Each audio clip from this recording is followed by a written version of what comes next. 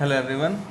So next हम third unit का ही आपके सिलेबस के थर्ड यूनिट का बट आपकी जो बुक है उसका फोर्थ चैप्टर पढ़ने जा रहे हैं, डेट इज़ ज्योमेट्रिकल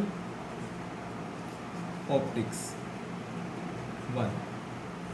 ठीक है, सबसे पहले हमें समझना है ऑप्टिक्स क्या है। ऑप्टिक्स हमने ऑलरेडी पढ़ी हुई है। ऑप्टिक्स वो फिजिक्स की ब्रांच है जो कि डील करती है फिजिक्स के लाइट के फिनोमेना से, जैसे reflection, refraction, dispersion, interference, diffraction, इस तरह से। तो इसमें ज्योमेट्रिकल ऑप्टिक्स क्या है? ज्योमेट्रिकल ऑप्टिक्स वो ब्रांच है ऑप्टिक्स की। ठीक है, पहले हम ऑप्टिक्स बात कर रहे हैं, फिर हम बात कर रहे हैं ऑप्टिक्स के अंदर दो पार्ट्स होते हैं, एक होती है ज्योमेट्रिकल ऑप्टिक्स, एक होती है फिजिकल ऑप्टिक्स। ज्योमेट्रिकल ऑप्टिक्स को ज्योमेट्रिकल ऑप्टिक्स में हम नेचर, लाइट की नेचर क्या है वो उससे डील नहीं करते कि लाइट की नेचर वेव नेचर है या पार्टिकल नेचर है, हमें उससे लेना देना नहीं है। हम सिर्फ उसकी ज्योमेट्रिकल ऑप्टिक्स की बात करते हैं। इसमें कौन से फिनोमेना आते हैं? इसमें फिनोमेना आते हैं सिंपली रिफ्लेक्शन या फिर रिफ्रैक्शन। ज्योमेट्रिकल ऑप्टिक्स में हमारे पास जो फिनोमिना आते हैं वो होते हैं रिफ्लेक्शन या फिर रिफ्रैक्शन। एक दूसरी जो प्रॉपर्टी है, दूसरा जो पार्ट है ऑप्टिक्स का, वो है फिजिकल ऑप्टिक्स। फिजिकल ऑप्टिक्स में जो है मैटर करता है कि लाइट की जो है वेव नेचर है या फिर पार्टिकल नेचर है। तो इसमें जो फिनोमिना आते हैं वो होते हैं इंटरफेरेंस, डाइफ्रैक्शन या फिर पोलराइजेशन। ठीक है, अब कुछ ज्योमेट्रिकल ऑप्टिक्स से रिलेटेड कुछ टर्म्स हैं वो आपको याद करनी पड़ेंगी, जैसे बीम ऑफ लाइट। जब भी मैं बात करूंगा बीम ऑफ लाइट की, तो बीम ऑफ लाइट क्या होता है वो आपने याद रखना है। Beam of light is nothing but it is a group of rays of light, group of rays of light which are parallel to each other, और वो हमेशा जो है स्ट्रेट लाइन में ट्रेवल करती हैं अगर कुछ बीच में जो है ना आए। सेकेंड प्रॉपर्टी हम बात करेंगे, क्योंकि ये एग्जाम पॉइंट ऑफ व्यू से इंपॉर्टेंट नहीं, जैसे आपकी अंडरस्टैंडिंग पॉइंट ऑफ व्यू से इंपॉर्टेंट है, इसलिए मैं रफली बता रहा हूँ आपको। रिफ्लेक्शन, रिफ्लेक्शन क्या है? सपोज कीजिए एक सरफेस है जो दो मीडियम्स को डिवाइड कर रहा है, एक रे है वो सपोज कीजिए इस पे फॉल कर रही है, let is say OA, it is called incident ray. Suppose this is normal AN, then the light gets reflected. हमेशा जो एंगल ऑफ इंसिडेंस है that is always equal to angle of reflection, angle I is equal to angle R, this is law of reflection. Then I will talk about refraction. What is refraction? Suppose कीजिए आपके पास एक x y surface है जो कि दो तरह के mediums को, एक A और B, उनका जो रिफ्रैक्टिव इंडेक्स है लेट्स से μ1 और एक μ2, इनको सेपरेट कर रहा है। Suppose this is your normal n dash. Suppose कीजिए एक आपके पास रे आई AO, this is incident ray, it is making an angle I, और ये जो है इस पाथ पे चलेगी, this is angle of refraction, this is B। So this is incident ray, this is refracted रे। ध्यान रखिए यहाँ पे angle of incidence angle of refraction के इक्वल नहीं होता। Angle I is not equal to angle R, but यहाँ पे फॉर्मूला जो फॉलो होता है वो होता है sine I divided by sine R is equal to mu, that is relative refractive index of medium, या फिर आप कह सकते हैं μ1 डिवाइडेड बाय μ2 भी कह सकते हैं। अगर एक एयर है तो आप म्यू लिख सकते हैं। ठीक है, दिस इज थर्ड प्रॉपर्टी या थर्ड टर्म। एक है फर्मेट्स प्रिंसिपल, बहुत इंपॉर्टेंट प्रिंसिपल है, आपने पढ़ा हुआ है।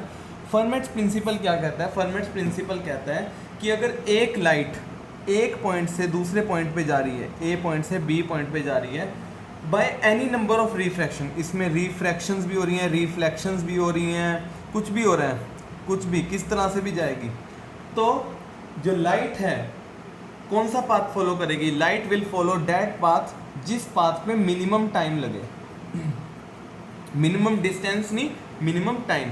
इसलिए इस लॉ को जो है हम formats principle of least time भी बोलते हैं। Light will always follow that path जिस पाथ पे आपका जो है लीस्ट टाइम लगेगा एक पॉइंट से दूसरे पॉइंट पे जाने पे। ठीक है, नेक्स्ट पावर ऑफ लेंस, ये आपने पढ़ा हुआ है। पावर ऑफ लेंस का फॉर्मूला, पावर हमेशा जो है हम डायोप्टर में लेते हैं, and that is equal to 1 upon focal length, और फोकल लेंथ जो है वो होनी चाहिए इन मीटर्स। ठीक है, next is magnification of lens. Magnification of lens जो है, it is extend to which image formed by lens is magnified. जो लेंस ने इमेज फॉर्म की है वो कितनी मैग्नीफाई हुई है, that is called magnification. Magnification दो तरह की हो सकती है, एक होती है linear magnification and that is given by size of image divided bye size of object, पढ़ा हुआ है आपने। और दूसरी होती है एंगुलर मैग्निफिकेशन, जिसे हम MA से लिखते हैं, and that is equal to angle subtended by image divided by angle subtended by object. ये होगी। Next is sign convention. Sign convention आपने ऑलरेडी पढ़े हुए हैं, लेकिन मैं आपको रिपीट करवा रहा हूँ क्योंकि आपने 9th-10th क्लास में पढ़े थे साइन कन्वेंशन, लेंसेज की क्या लेने हैं हमने। एक, सारे डिस्टेंसेस जो मेजर होंगे वो होंगे from optical centre of lens. जैसे ये है लेंस या ये लेंस है, इसका जो ऑप्टिकल सेंटर है C, कई बार O भी लिख देते हैं, कई बार C भी लिखते हैं, उससे मेजर होंगे। ठीक है। दूसरा, all distance measured along direction of propagation of light. जिस डायरेक्शन में लाइट प्रोपोगेट कर रही है उस डायरेक्शन के डिस्टेंस को हमने लेना है पॉजिटिव, ठीक है, और opposite direction to propagation of light उनको लेना डिस्टेंसेस को नेगेटिव। ठीक है। रेज ऑफ लाइट हमेशा ट्रैवल करेंगी कहाँ से कहाँ, from left to right. Next, vertical distance की बात करें तो वर्टिकल डिस्टेंस में अबव एक्स एक्सिस वाले जो वो डिस्टेंस हैं वो लेने हैं पॉजिटिव, और बिलो एक्स एक्सिस वाले जो डिस्टेंस हैं, मतलब ये वाले पॉजिटिव लेने हैं और ये वाले नेगेटिव लेने हैं, नेगेटिव। सो ये हमारे कुछ मेन पॉइंट्स हैं जो कि आपको ज्योमेट्रिकल ऑप्टिक्स के पता होने चाहिए। अब ध्यान रखना, जो हम अपनी जो भी ये पैरेक्सियल ऑप्टिक्स, इसे जो हम यूजुअली बोलते हैं पैरेक्सियल रेज, हम इन्हें जो है नाम देते हैं पैरेक्सियल रेज का। पैरेक्सियल रेज नाम क्यों देते हैं, क्योंकि ये जो लाइट है, जो ये रेज हैं, they are usually parallel and they make a very small angle with the principal axis. ये प्रिंसिपल एक्सिस है तो इसके साथ बहुत ही स्मॉल एंगल या बहुत ही छोटा एंगल जो है दे फॉर्म। तो हम जो है यूजुअली पैरेक्सियल, इस तरह की जो ऑप्टिक्स है पैरेक्सियल ऑप्टिक्स, इसको जो सॉल्व करने के लिए हम जो यूजुअली मैट्रिक्स मेथड को यूज़ करते हैं। ठीक है, हम जो है मैट्रिक्स मेथड को यूज़ करते हैं। तो मैट्रिक्स क्या होता है, मैट्रिक्स की कुछ प्रॉपर्टीज़ आपने ऑलरेडी पढ़ी हुई हैं। अगेन मैं बिल्कुल ब्रीफ में जो है आपको रिवाइज कराऊंगा। मैट्रिक्स क्या होता है, मैट्रिक्स क्या है, एक M/N मैट्रिक्स। M/N मैट्रिक्स में क्या होता है, M is number of rose and N is number of columns. तो अगर 2/2 मैट्रिक्स लिखना है ABCD, तो ये 2/2 मैट्रिक्स है। टाइप ऑफ मैट्रिक्स, एक होता है रो मैट्रिक्स। रो मैट्रिक्स क्या है, जिसमें सिर्फ एक ही रो हो, एग्जाम्पल 1 5, या फिर दूसरी एग्जाम्पल 6 0 3। ये इसका जो साइज है वो क्या है, इसका ऑर्डर क्या है, एक रो 2 कॉलम, इसका एक रो 3 कॉलम, लेकिन नंबर ऑफ रोज जो है हमेशा 1 रहे। सिमिलरली सेकंड जो टाइप है वो क्या है, कॉलम मैट्रिक्स, जिसमें हमेशा एक ही कॉलम होता है, 1 2 3 4 5। इसका ऑर्डर है 2 rows 1 column, 3 rows 1 column. So this is your column matrix. Then third is rectangular matrix. Rectangular matrix कोई भी M/N मैट्रिक्स, जब M जो है N के इक्वल ना हो उसे हम बोलते हैं रेक्टेंगुलर मैट्रिक्स। जैसे 1 3 4 2 0 6, इसका ऑर्डर क्या है, 2 रोज हैं और 3 कॉलम है, तो M is not equal to N। या फिर 1 0 3 2 4 5, 3 रोज हैं और 2 कॉलम हैं, तो m is not equal to n। जब m n के इक्वल हो तो उसे बोलते हैं हम square matrix,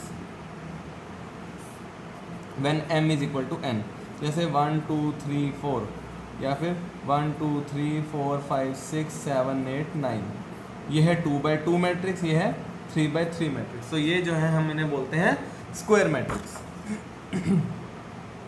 next is diagonal matrix, ये भी आपने पढ़े हुए हैं डायगोनल मैट्रिक्स, जिसमें जो है डायगोनल एलिमेंट्स जो हैं, diagonal elements when i is equal to j, diagonal elements जो है वो तो नॉन जीरो हैं, बाकी सारे जो एलिमेंट्स हैं तो a i that is non zero, इसके अलावा a i j is equal to zero when i is not equal to j। जैसे 1 2 0 0, 1 2 3 0 0 0 0 0 0, ये हमारे डायगोनल मैट्रिक्स हैं। इसका ऑर्डर कितना है 2, and this is diagonal matrix of order 3। एक अगला होता है यूनिट मैट्रिक्स, या फिर इसे आइडेंटिटी मैट्रिक्स भी बोलते हैं। इसमें जो डायगोनल एलिमेंट है वो हमेशा 1 होते हैं और बाकी एलिमेंट्स जो हैं वो 0 होते हैं।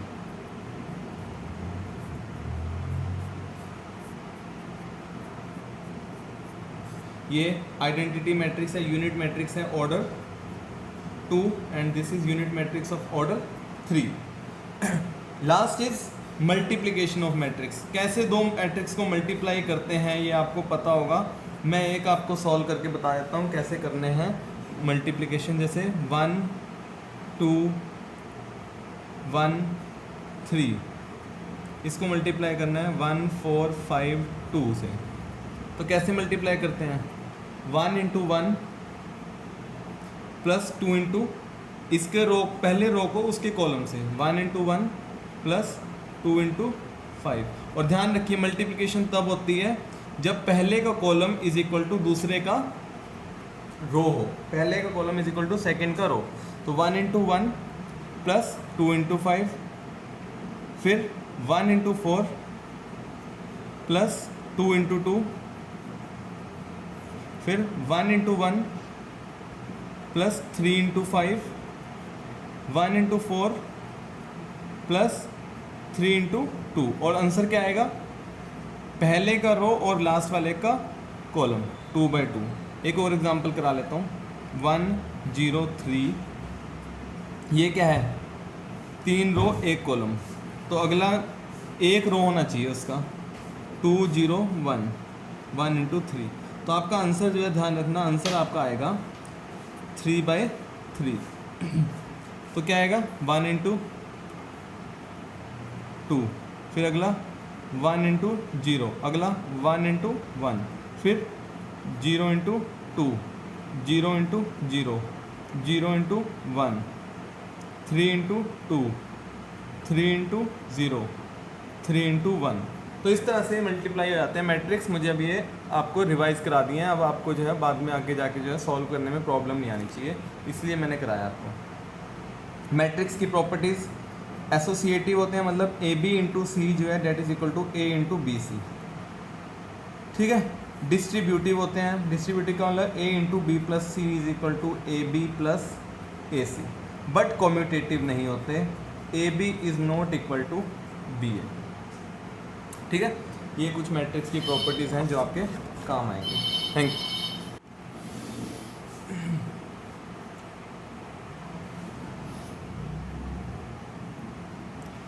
सो नेक्स्ट हम करते हैं कि अब हमने मैट्रिक्स भी पढ़ लिया, तो कैसे जो है किसी भी सिस्टम को, कैसे किसी सिस्टम को जो है उसके कोऑर्डिनेट्स की टर्म्स में और मैट्रिक्स की फॉर्म में लिखना है, वो हमने सीखना है पहले, ठीक है। तो सबसे पहले हम देखेंगे डिस्क्रिप्शन ऑफ पैरेक्सियल रे एंड इट्स कोऑर्डिनेट्स, ठीक है। सबसे पहले हमने ये सीखना है, उसके बाद इसको अप्लाई करना है हमने। वो अप्लाई कैसे करना है वो मैं बताऊंगा। तो सपोज कीजिए आपके पास कुछ ये वाला फंक्शन है,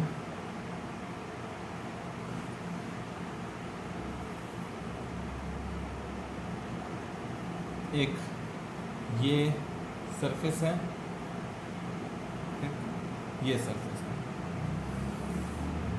ठीक है। एक आपकी इंसिडेंट रे है ये, दैट इज पी क्यू, ठीक है। इसने यहाँ से यहाँ ट्रैवल किया, ये आ गई आर पे, और इसने आगे फर्दर ट्रैवल किया, ये आ गई एन पे। ये आपका सिस्टम है, अब ध्यान से समझना पड़ेगा इसको आपको। तो आपकी पी क्यू है, एक क्यू आर है और एक आर एन है, ठीक है। हम जो है जब भी एक तो लेंगे डिस्टेंस, मतलब हाइट लेंगे। हाइट जो है हम यूजुअली रिप्रेजेंट करते हैं in terms of y. Height जो है हम यूजुअली रिप्रेजेंट करेंगे इन टर्म्स ऑफ वाई, ठीक है। तो मैं थोड़ा सा दूसरा पेन यूज़ करके आपको बताता हूँ। सपोज इस पॉइंट पे कोई ए पॉइंट है, इस पे मुझे हाइट बतानी है, तो मैं इस हाइट को नाम दे देता हूँ y1, और इस पॉइंट पे कितना एंगल सबटेंड किया, that is our second coordinate. तो मैं इस प्रिंसिपल एक्सिस के पैरेलल एक लाइन ड्रॉ करूँगा, और इस रे के साथ जो एंगल फॉर्म हो रहा है, let's say this angle is alpha 1, ठीक है। Let's say this angle is alpha 1। Obviously तो अगर इस पॉइंट पे भी मैं देखूंगा, यहाँ पे भी ड्रॉ करूंगा, तो ये भी एंगल अल्फा 1 होगा, ऑल्टरनेट एंगल है तो अल्फा 1 होगा। इसी तरह अगर मैं क्यू पॉइंट पे देखूंगा, क्यू पॉइंट पे एंगल निकालूंगा, क्यू पॉइंट पे एंगल कितना है, सपोज कर लो अल्फा 2, क्योंकि ये अल्फा 1 अल्फा 2 के इक्वल नहीं है, तो ये अल्फा 2 अलग है।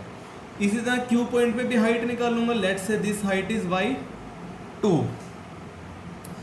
क्यू पॉइंट हो गया, अब आर पॉइंट हो गया। आर पॉइंट में भी मैंने दो जगह एंगल निकालना है, एक बिफोर रिफ्लेक्शन और एक after reflection. Before reflection suppose angle है अल्फा 3 और हाइट है कितनी y3, और आफ्टर रिफ्लेक्शन जो एंगल है वो अल्फा 3 ना होके अल्फा 4 हो गया।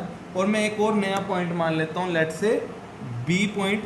इस पॉइंट पे सपोज हाइट है y4 और जो एंगल है अल्फा, क्योंकि अब मीडियम तो चेंज नहीं हुआ, मीडियम नहीं चेंज हुआ, तो अल्फा 4 का एंगल जो है अल्फा 4 ही रहेगा, अल्फा 4 ही रहेगा।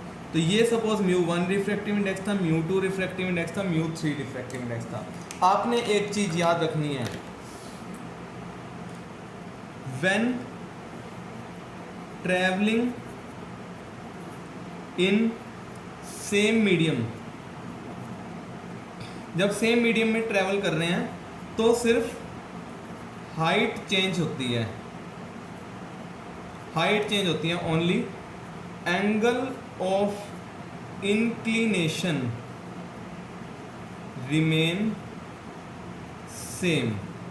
तो देखो पी क्यू, जब पी क्यू पाथ की बात करूंगा मैं, और ए और ए से क्यू गया, ए से क्यू जाने में सिर्फ हाइट चेंज होगी बीम की, लेकिन एंगल जो है अल्फा 1 का अल्फा 1 ही रहेगा। लेकिन व्हेन ट्रैवलिंग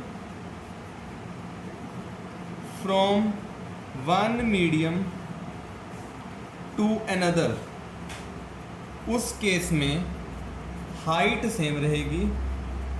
तो देखो क्यू पॉइंट में चाहे मैं μ1 मीडियम में देख लूँ चाहे μ2 मीडियम में देख लूँ, हाइट सेम रहेगी, height remains same, but angle will very, angle change हो जाएगा। पहले अल्फा 1 था तो अल्फा 2 हो जाएगा, लेकिन जो हाइट है वो y2 रहेगी। चाहे y2 में रिफ्रैक्शन से पहले निकाल लेता, चाहे y2 रिफ्रैक्शन के बाद निकाल लेता, एंगल चेंज होएगा, हाइट चेंज नहीं होगी, ठीक है। तो यूजुअली जो हम कोऑर्डिनेट हैं वो हम लिखते हैं जैसे x, y कोऑर्डिनेट लिखते हैं। अब मुझे a पॉइंट का कोऑर्डिनेट लिखना है। a पॉइंट का कोऑर्डिनेट लिखा जाएगा कैसे, इसका हाइट कितनी है y1 और इसका एंगल कितना है अल्फा 1। तो हम जो है यूजुअली ये ना लिख के हम जो है यूजुअली रिप्रेजेंट करते हैं x, लैम्डा से। लैम्डा क्या है, lambda is equal to mu into cos of 90 minus alpha, that is mu sine alpha. Alpha बहुत स्मॉल है तो म्यू अल्फ़ा ही लिख लेते हैं। तो हम किसी भी कोऑर्डिनेट को यूजुअली रिप्रेजेंट करते हैं एक्स कोमा म्यू अल्फ़ा से, एक्स कोमा म्यू अल्फ़ा से। तो ए पॉइंट का अगर कोऑर्डिनेट लिखनी है तो एक पॉइंट के कोऑर्डिनेट क्या होंगे, y1 कोमा रिफ्रैक्टिव इंडेक्स कितना था μ1, एंगल कितना है अल्फ़ा 1, तो μ1 अल्फ़ा 1। ठीक है, तो अब मैं एक टेबल बना लेता हूँ जिसमें मैं बात करूँगा कोऑर्डिनेट्स की, ए क्यू आर और बी की। कोऑर्डिनेट्स लेट्स से इसके हैं x1 y1, x2 y2, x3 y3, x4 y4, और आपके पास तीन अलग अलग मीडियम हैं, μ1 μ2 μ3। जब ए पॉइंट की बात करूंगा, ए पॉइंट तो μ1 मीडियम में ही है, तो उसके जो कोऑर्डिनेट्स हैं वो भी μ1 में ही आएंगे, और वो क्या आएंगे y1 coma μ1 alpha 1। Q point के μ1 में भी आ सकते हैं, μ2 में भी आ सकते हैं। तो μ1 में क्या आएंगे y1 μ1 अल्फ़ा 1, और μ2 में क्या आएंगे y2 कोमा μ2 अल्फ़ा 2।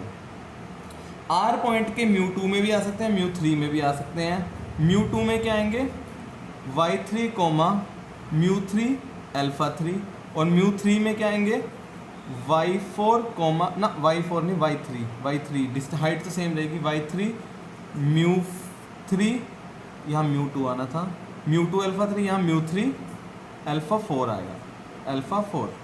और बी पॉइंट तो μ3 में ही है, तो यहाँ आएगा y4 coma μ3 alpha 4।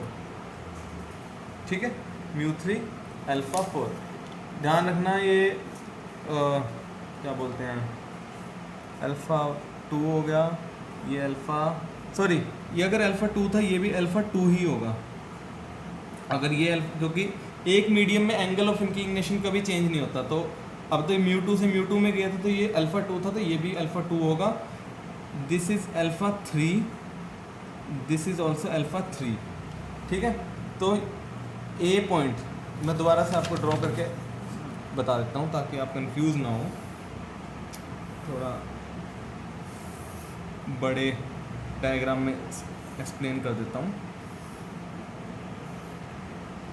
This is A point, this is Q point, this is R point, this is B point, this is N point, this is P point, this is Y1, this is Y2, ठीक है, this is Y3 and this is Y4।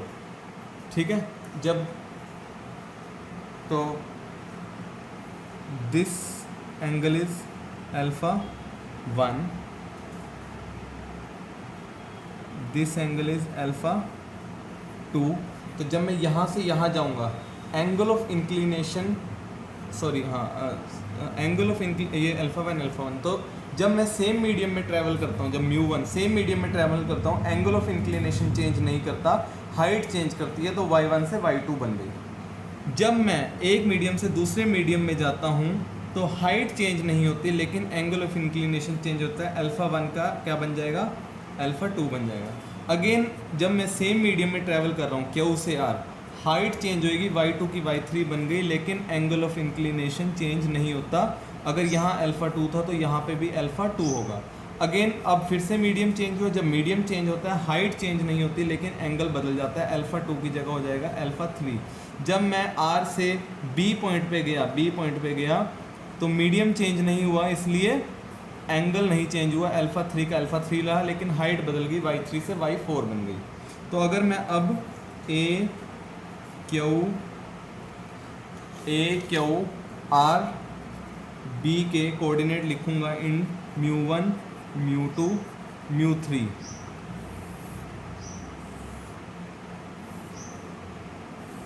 तो क्या लिखूंगा, ए point की क्या लिखूंगा, y1 angle है alpha 1 μ1 alpha, यहाँ पे कुछ नहीं होगा। क्यू पॉइंट μ1 में भी हो सकता है, μ2 में भी हो सकता है। जब μ1 में होगा तो हाइट होगी y1 μ1 α1, ठीक है, और μ2 में क्या होगी, सॉरी y2, क्यू पॉइंट पे हाइट है y2 और μ2 α2 दिस। आर पॉइंट μ2 में भी हो सकता है, μ2 में आर की क्या हाइट है, y3 हाइट है, रिफ्रैक्टिव इंडेक्स μ2 है, एंगल है α2। अब μ3 में हाइट सेम रहेगी, जब एक मीडियम से दूसरे मीडियम में जाते हैं हाइट सेम रहती है, y3 ही रहती है। मीडियम चेंज हो गया तो μ2 का μ3 बन गया, तो एंगल भी चेंज होगा, α2 का α3 बन जाएगा। और वापस यहाँ पे आए, हाइट है y4, मीडियम है μ3, एंगल है α3। सो इस तरह से हम किसी भी उसका कोऑर्डिनेट लिख सकते हैं, ठीक है। नेक्स्ट एक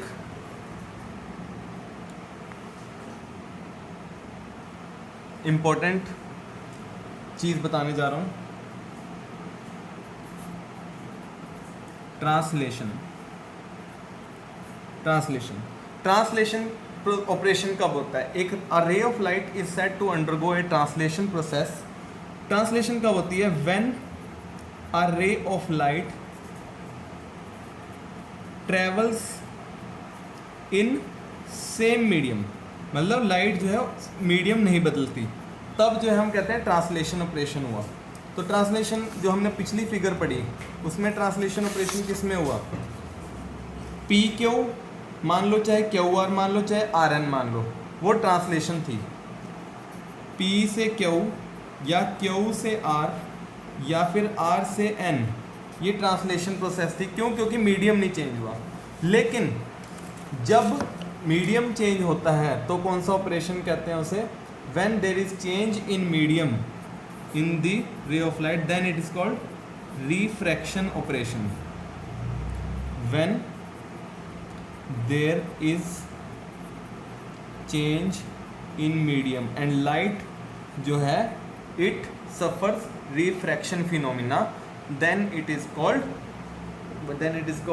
रिफ्रैक्शन ऑपरेशन। तो जैसे Q पॉइंट पे जो है लाइट जो है μ1 से μ2 में एंटर की थी, या R पॉइंट पे जो लाइट है वो जो है μ2 से μ3 में एंटर की थी, तो that is called refraction operation. तो अब हम जो ये ऑपरेशन है, ट्रांसलेशन ऑपरेशन है या फिर रिफ्रैक्शन ऑपरेशन, उसको मैट्रिक्स फॉर्म में लिख के बताना है हमने। तो ये जो है बहुत इंपॉर्टेंट डेरिवेशंस है, दोनों में से एक आ सकती है। सबसे पहले हम ट्रांसलेशन की बात करेंगे। ट्रांसलेशन ऑपरेशन को इन टर्म्स ऑफ मैट्रिक्स करके दिखाना है। तो ट्रांसलेशन है मतलब मीडियम तो चेंज नहीं होगा, ठीक है। अब मैं आपको डायग्राम ड्रॉ करा देता हूँ, काफ़ी बड़ा डायग्राम ड्रॉ कर रहा हूँ ताकि आपको जो है कन्फ्यूजन नहीं हो बिल्कुल भी।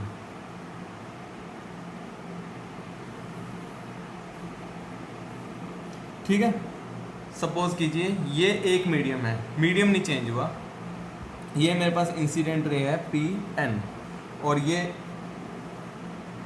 नॉर्मल है, ठीक है।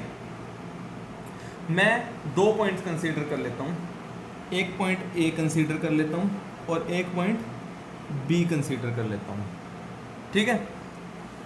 लेट से A पॉइंट पे जो हाइट है वो है y1, B पॉइंट पे जो हाइट है वो है y2। सपोज कर लीजिए इन दोनों के बीच में जो डिस्टेंस है वो है d and that is equal to x2 minus x1। क्यों, क्योंकि A पॉइंट के मैंने जो कोऑर्डिनेट है वो x1 y1 मान लिए, B पॉइंट के कोऑर्डिनेट x2 y2 मान लिए। ये मैंने इन दोनों को आपस में ज्वाइन करा लिया एंड इस पॉइंट को मैंने मान लिया C point. Suppose A point पे जो एंगल ऑफ इंक्लिनेशन है वो था α1,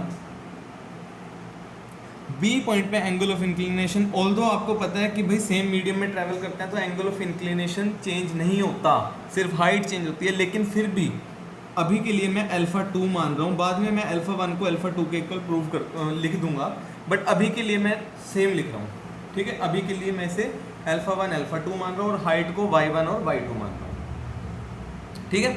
अब सॉल्व करके देखते हैं।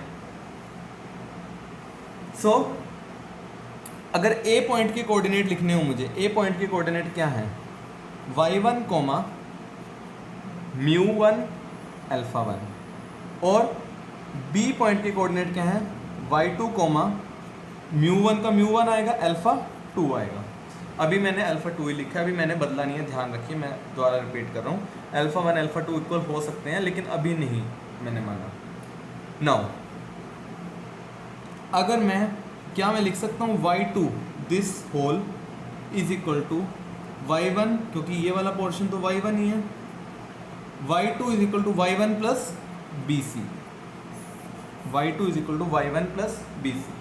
अब मैं triangle A B C consider कर लेता हूँ। ट्रायंगल ए बी सी में टेंजेंट ऑफ अल्फा 1 निकालता हूँ। टेंजेंट होता है परपेंडिकुलर अपॉन बेस। परपेंडिकुलर कितना है, बी सी, बेस कितना है, ए सी। यहाँ से बी सी कितना आ गया, A C into tangent of alpha 1। Since alpha 1 is very small, तो टेंजेंट ऑफ अल्फा 1 को मैं अल्फा 1 के इक्वल मान लेता हूँ। तो बी सी कितना आ गया, ए सी इंटू अल्फा 1। ध्यान दीजिए, ए सी मैंने लिखा था डी के इक्वल, तो बी सी किसके इक्वल आ गया, डी इंटू अल्फा 1 के इक्वल, डी इंटू अल्फा 1 के इक्वल। अभी मैंने पीछे ही आपको y2 जो है वो y1 प्लस बी सी के इक्वल लिखा था। बी सी की वैल्यू पुट कर लीजिए, तो y2 कितना आ गया, y1 plus D into alpha 1, D into alpha 1। Now जैसा मैंने बताया था कि लैम्डा 1 जो है वो होता है μ1 इंटू अल्फा 1, लैम्डा 2 जो है वो होता है μ2 इंटू अल्फा 2।